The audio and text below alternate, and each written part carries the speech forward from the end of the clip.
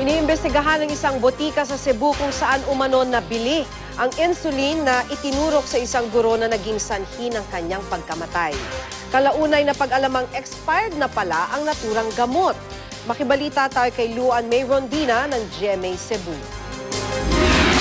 Inatasan ng Integrated Provincial Health Office ang hepe ng Tuburan District Hospital na imbestigahan kung may business permit at lisensya ng FDA ang Princess Aya Pharmacy. Sa nasabing pharmacy umano nanggaling ang expired na insulin na na-inject sa isang public school teacher na na-admit sa Tuburan District Hospital noong November 17. Namatay ang nasabing guro. Ayon sa IPHO, ipasasara ang pharmacy kung mapapatunayang wala itong lisensya. As far as I know, it's not a pharmacy. Mao ni akong initial information niya nakuha.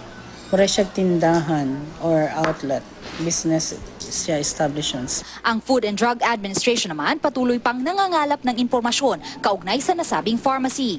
Sa inisyal na investigasyon, lumabas na hindi kasama sa master list ng FDA ang Princess Aya Pharmacy. Ayon naman sa may-ari nito, nakarehistro sa pangalan ng kanyang asawa ang butika. Pero hindi raw dapat na ibenta ang insulin dahil personal niya raw itong stock para sa emergency cases. Hindi rin daw niya alam na expired na ang insulin. Matapos ang 2 buwang pagtatago, nahuli si Alejandro Duterte alias Andoy sa isang sabungan sa Barangay Sudlon, Cebu City. May warrant of arrest siya sa kasong murder. Suspect siya sa pagpatay kay PO1 Felicissimo Onabia Jr. noong December 2013 sa Carcar City. Number 2 most wanted siya sa listahan ng pulisya sa Cebu City. Mariing itinanggi ng suspect na siya ang bumaril sa pulis. Pero wag yung magbuhat na, ma'am. Pamilyado, taon kung taon, wala lagi, ma'am. Luan May Rondina, Nagbabalita, Pilipinas.